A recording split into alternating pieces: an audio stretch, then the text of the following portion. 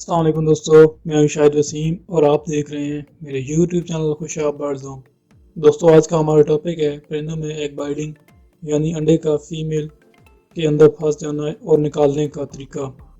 کثیر تعداد میں لوگ پرندوں کا شوق پورا کر رہے ہیں، لیکن پرندوں کے مسائل سے ناواقف ہیں اور بس دانہ پانی ڈال کر اپنا فرض ادا کر دیتے ہیں اور ان کا مسائل کو نہیں سمجھتے۔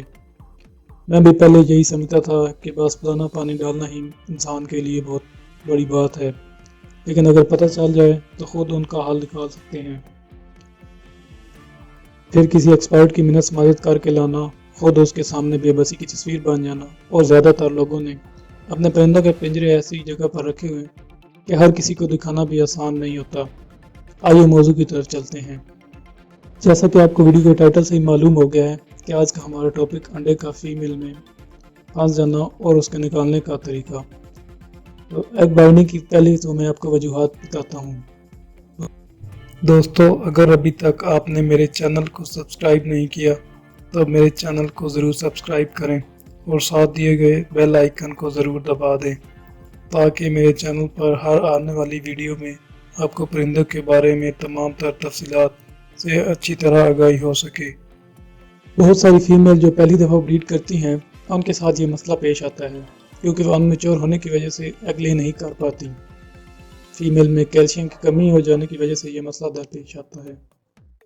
فیمیل کا سائز اگر چھوٹا ہے تو یہ مسئلہ پیش آتا ہے، مثلاً اگر اس کی عمر پوری نہیں ہوگی تو یہ مسئلہ آپ کو درپیش ہوگا۔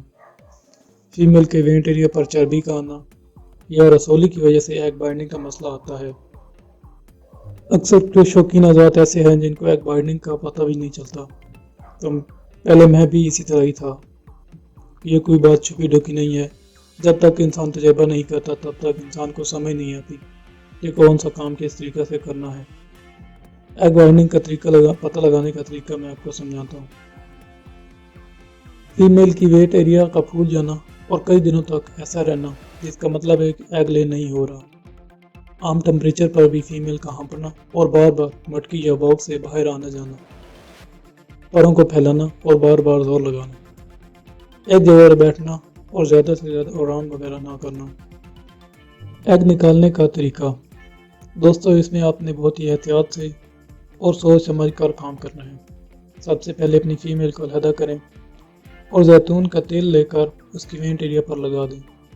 اسے 1-2 گھنٹے کے لیے چھوڑ دیں تاکہ اس کی وہ جگہ نرم ہو جائے۔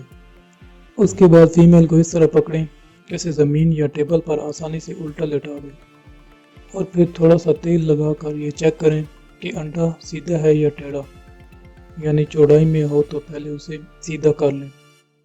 بڑے آرام کے ساتھ اپنا انگوٹھا اور ساتھ والی انگلی کے ساتھ ایک ایگ کو سمت میں سیدھا رکھیں اور پھر پیچھے سے معمولی سا دبائیں۔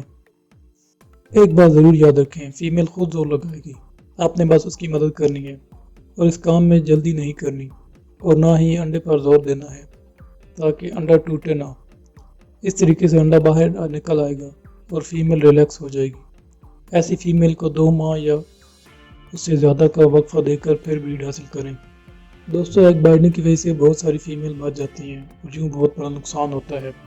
امید ہے آپ کو انفارمیشن بہت پسند آئے گی۔ کمنٹس میں اپنی رائے ضرور دیجیے۔ آپ کی خدمت میں پیش خوشاب برڈ زون۔